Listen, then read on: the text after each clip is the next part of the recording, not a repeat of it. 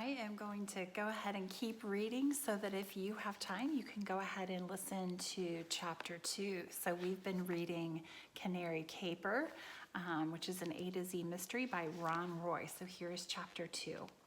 Early the next morning, Ruth Rose poked her head into Dink's tent. "Wake up, you guys." Dink shot up out of a sound sleep. "Did Tiger come back?" he asked, peering sleepily at Ruth Rose. "No, she didn't. I'm going to go to the police station. I want you guys to come with me." So here are our main characters. Here's Ruth, and she's the one who lost her cat. Josh rolled over in his sleeping bag. "To report a missing cat?" "No, to report a missing cat and a missing canary," Ruth Rose said. Then she ducked back out of the tent. Dink and Josh looked at each other, then crawled out after her. Ruth Rose was pacing back and forth across the lawn. "Guys, it's just too weird," she said. 2 animals disappeared from the same street on the same day. Ruth Rose stopped pacing and looked at them. "I don't think Mozart and Tiger wandered off. I think they were stolen. I'm taking Nate home, and then you guys are coming with me to talk to Officer Fallon." Ruth Rose woke up Nate, took his hand, and marched toward her house. Dink and Josh just looked at each other and shrugged. Then they walked into Dink's house. Josh poured 2 bowls of cereal while Dink ran up to his room to change. Loretta, his guinea pig, squeaked a hello to Dink from her cage. Josh was slurping up his wheat treats when Dink came back down. "I've been thinking," Josh said. "Wouldn't Tiger eat Mozart if someone kidnapped both of them?" Dink shrugged. "I don't know. I'm not even sure that Tiger and Mozart were kidnapped," he said between bites. "But Ruth Rose is our friend, so let's go to the police station with her." Ruth Rose walked in wearing blue shorts and a red shirt. "You guys ready to go?" she asked. Dink stared. He'd never seen Ruth Rose wear 2 different colors at the same time. He gave Josh a look, but Josh was busy reading the back of the cereal box and didn't notice. "Yep, we're ready," Dink said, putting the bowls and glasses in the sink. They found Officer Fallon at his desk. He was typing in his computer, chewing gum and sipping tea, all at the same time. "Well, hi, gang," he said, smiling at the kids. "Going to the circus this weekend? How about some free passes?" "No, thanks. We went yesterday," Dink said. Officer Fallon handed Josh 3 tickets. "Go again on the Green Lawn Police." "Officer Fallon, I have a problem," Ruth Rose said. He pointed out some chairs. "Have a seat. I'm all ears." "It's my cat, Tiger. She's been gone for a whole day and night," Ruth Rose said. "She's never been gone from home that long. Mrs. Davis's canary disappeared too." Dink had never seen Ruth Rose look or sound so serious. Officer Fallon wrote something on a sheet of paper.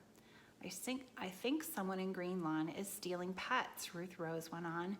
2 pets vanishing on the same day? It's just too weird." 4 pets, Officer Fallon said. He opened his drawer and pulled out a sheet of paper. 4 pets are missing. 4? Dink and Josh said together. Officer Fallon nodded. "Last night, Dr. Pardue called. His kid's rabbit is missing from its cage. Later, Mrs. Gwynn called. It seems her parrot disappeared off her back porch."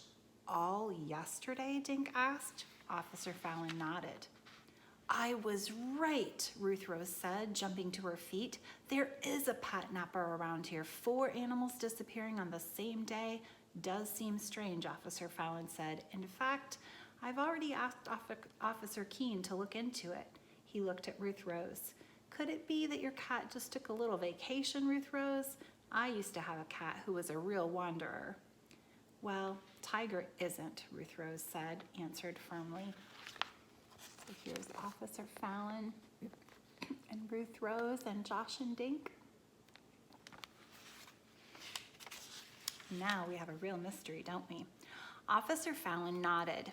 He told the kids he'd let them know if he discovered anything. The kids left the police station and walked toward Main Street. "Sounds like you might be right, Ruth Rose," Dink said. "Maybe we should go see Mrs. Wong, just in case," Josh suggested. "People always bring her stray animals. Maybe someone found Tiger and brought her to the pet shop." Ruth Rose rewarded Josh with a huge smile. "Great idea, Josh." They passed Howard's barber shop. Howard was out front sweeping a sidewalk. Have you seen my big orange cat? Ruth Rose called. Howard shook his head. Sorry, Ruth Rose.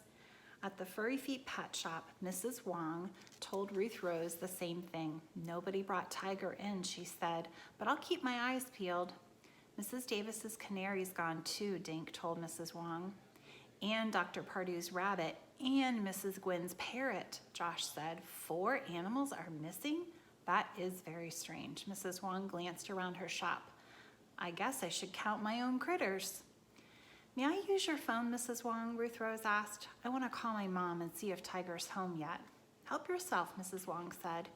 Ruth Rose dialed, spoke quietly to her mother, then hung up. Tiger's still gone, she said. Who'd want to steal a canary, a cat, a parrot, and a rabbit? I don't know, Dink said, but we're going to find out. Here's chapter 3. That was a short one, so I'm going to keep going.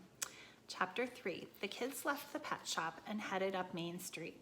They walked slowly, thinking about what to do. I've read about scientists stealing animals to use in experiments, Josh said. That's awful, Dink said. I don't want Tiger used in some experiment, said Ruth Rose.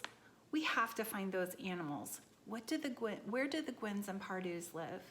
The Gwynns live over by us on Thistle Court, Dink said.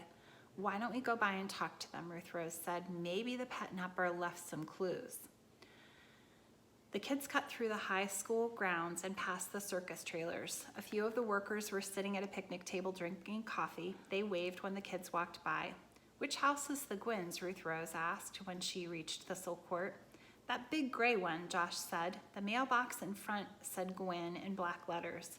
Ruth Rose walked up the steps and rang the doorbell. Mrs. Gwynn opened the door. Hi, kids. How's your summer going so far? She asked. Not so great, Ruth Rose said. Someone stole my cat yesterday. Oh, Ruth Rose, how awful. My parrot disappeared yesterday, too. So did Mrs. Davis's canary, Josh added. We just came from the police station, Dink said. Officer Fallon told us about your parrot. Dr. Pardue's rabbit is also missing. Mrs. Gwynn's mouth fell open. My goodness, do you mean that 4 pets disappeared just yesterday? We think so, Ruth Rose said. Where was your parrot when you last saw him? On my back porch in his cage, Mrs. Gwynn said. Can we see the cage? Dink asked. Mrs. Gwynn took them through the kitchen to a screened-in back porch. A cage stood in one corner. Archie likes it out here, said Mrs. Gwynn. He can watch other birds in the trees. Yesterday I came out to have my lunch, but he was gone. Dink checked the screen door that led to the backyard. Was this locked? He asked. I don't really remember. We often leave it unlocked, Mrs. Gwynn said. Could Archie have opened the cage door by himself? Josh asked. Mrs. Gwynn shook her head. We always keep a clothespin on the door to make sure he can't open it.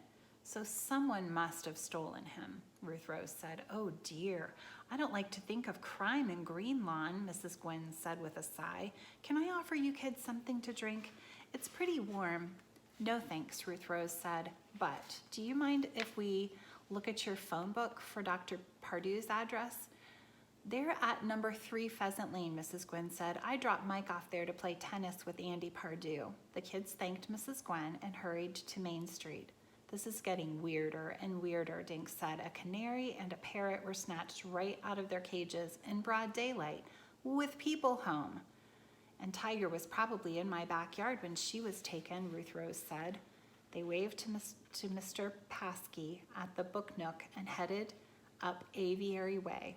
3 Pheasant Lane was a big green house surrounded by tall trees. A kid holding a tennis racket was sitting on the front porch. Hi, Ruth Rose said, walking up to the porch. Is Dr. Pardue home? We'd like to talk to him about his rabbit. I'm Andy Pardue, the kid said. Violet's my rabbit. Why? Did you find her?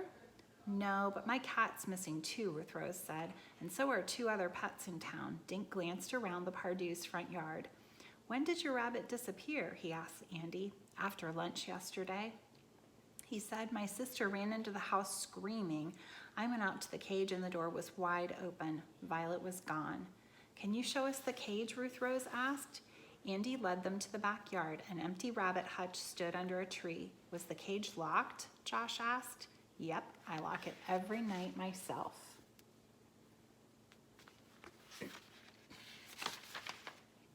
Andy Pardue gave them a sharp look. What's going on anyway? A ring of animal thieves? That's what we're trying to figure out, Dink said. Well, let me know what you dig up, said Andy. Boy, I'd like to get my hands on the creep who did this. My little sister cried all night. The kids walked back to Woody Street. Let's stop and check in with Mrs. Davis, Dink suggested as they walked to her house. We should tell her about the other missing animals. When Mrs. Davis opened the door, she had a big smile on her face. Oh, I'm so glad to see you three, she exclaimed. You'll never guess. A man just called. He said he found Mozart. He's bringing him here at 6:30. Isn't that lovely? That's great. Dink looked at Josh and Ruth Rose in surprise. I want you three to be here since you were kind enough to look for him, Mrs. Davis continued. Afterward, we'll have some of my strawberry shortcake to celebrate. Super, Josh said. I'll see you at 6:30, Dink said with a wave. The three started home. Josh grinned. I guess Mozart wasn't kidnapped after all. I guess not, Dink said. He looked at Ruth Rose. She wasn't smiling. There's one thing I don't understand, she finally said. How did he know who to call? How did that man know who Mozart belonged to? Dink shrugged. Maybe he found him near Mrs. Davis's house and asked one of the neighbors. Or, Ruth Rose said, maybe the guy who called is the same guy who took Mozart. But that doesn't make sense, Dink said. Why would someone steal a canary on Thursday and return it the next day? For the reward, Ruth Rose said with a frown. This guy steals pets, then returns them for money. Dink and Josh just stared at Ruth Rose. They walked to the rest of the way home in silence. So we'll have to read more to find out exactly what they did. Talk to you soon.